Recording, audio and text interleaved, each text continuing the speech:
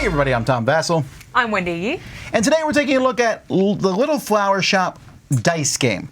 Now this is one of a series of 3 of these games. He made the Little Flower Shop. Now there's a dice game, and then I think there's a roll and write coming. Okay. And I haven't played any of them except this. Well, I played the Little Flower Shop, which I really liked. It's a drafting game in which you draft flowers and then you put them in your shop. Oh, that's cute. Yes. This game is with dice. I don't remember how to play it, so Wendy's going to show you. Actually, I'm kidding. I know how to play it. But anyway, this is a good explanation. The Little Flower Shop is a dice game where you're rolling dice and you're trying to complete these little tiles here so you can flip them over and add them to your flower shop.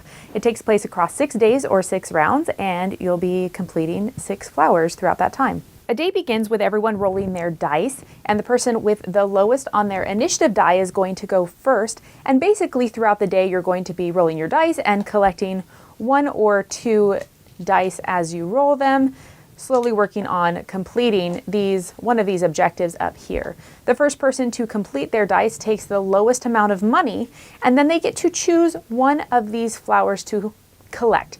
There are different ways to use the dice. So for example, you can trade 2 dice in for a wild token. And then I guess I would do this instead. I would trade these 2 in for a wild token. And so now I'm able to complete this card here. Once it's completed, I can place it in front of me on my board. And if I want to spend some extra money, let's say I've collected some cash, I can spend some extra money to add a bow, which will just add an extra victory point at the end of the game. Each one of your flowers is worth the points in the upper left-hand corner, as well as there are some ways to get additional points through objectives if you want to work with those cards. But basically, you do this 6 days in a row, and at the end of the game, you count up all the different points that you have on your board, and the person with the most points wins. There's one thing about this game I think is really cool, and that is, well, it's cool, but it's also broken, and that is the initiative die. Is that what it's called? Yeah, initiative dice. Yeah, okay. It's really cool because this game uses the exact same mechanism as that cowboy game where you roll poker dice and keep some of them, which is anyway, you get to roll some dice, you keep 1, but you can pay to keep more. Yeah, you keep pay 1 to or keep 2. none. Or, yeah. Mm-hmm. Great concept. Having the initiative die be one of those is neat because I can say, ooh, this is a good initiative, I'll save it. So that now I get to go first on future decisions or whatever. I like that concept. The problem is one of the dice has a 24 on it, which is higher than anything else. If you roll that, you're going first every time. And you'll save it. So you have an advantage having that one. You'll say, well, it also has the lowest number on it. Then you re-roll it. But you get the least amount of money then. Sure, but I'm just saying I felt that was less interesting because of that. Okay. I didn't find the initiative die that interesting. I honestly didn't find the dice in general that interesting. Well, here's why initiative matters.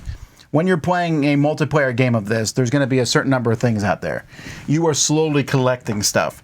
You want to get the one that you're going for. Because in this game, you can fulfill an order, but they're like, oh, you didn't finish an order this turn? Well, you can finish 2 next turn. Yeah, fat chance of that happening. Maybe it will happen. Yeah. You need to finish an order every turn or you'll lose to the person who does. Yes. So that is why initiative matters, yeah. So initiative matters to grab that. And when I played this, there was much frustration in this game. I think that is the problem that I have, is that there's no way to really bank resources. You can spend 2 dice and you get a wild resource that you then hold on to for next turn. But that's not enough. That if you need 4 of your dice to be exact this turn and 4 of your dice to be exact next turn, if you trade 4 of those for only 2 resources, you still don't have enough to complete those vases. Like, you can't really work on stuff. And because of that, because you cannot work on the different sections, like, oh, I really want that flower thing. Oh, you took it. Okay, I guess I'll work on that one. These goals that you're going for are kind of like, maybe I'll do them, maybe I won't. Yeah. Because you might get it, you might not. And the goals are a decent amount of points. Because again, if everybody gets a flower every turn, which is what you're shooting for, period, your score is going to be pretty similar. So the goals make the difference. They make a huge difference. And the bows, like spending $3 extra for a bow, that isn't that many points. Like, that's not enough to really kick you over the edge, and it's very expensive, yeah.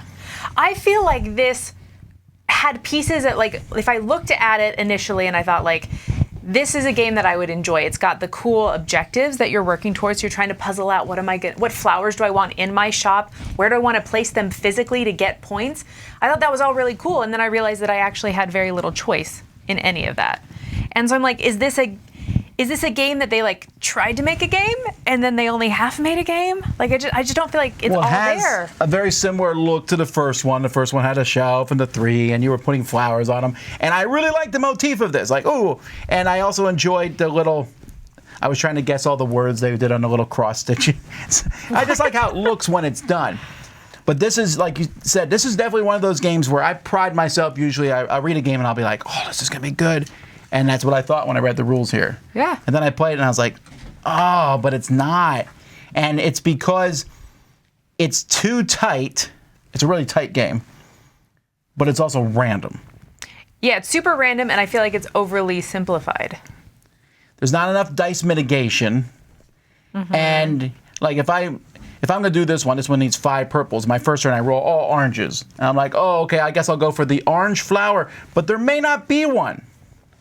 So, yeah. There's not a lot more for me to say about this one. I just wasn't that impressed with it. Did you feel like the money did anything? Yeah, I spent it on ribbons.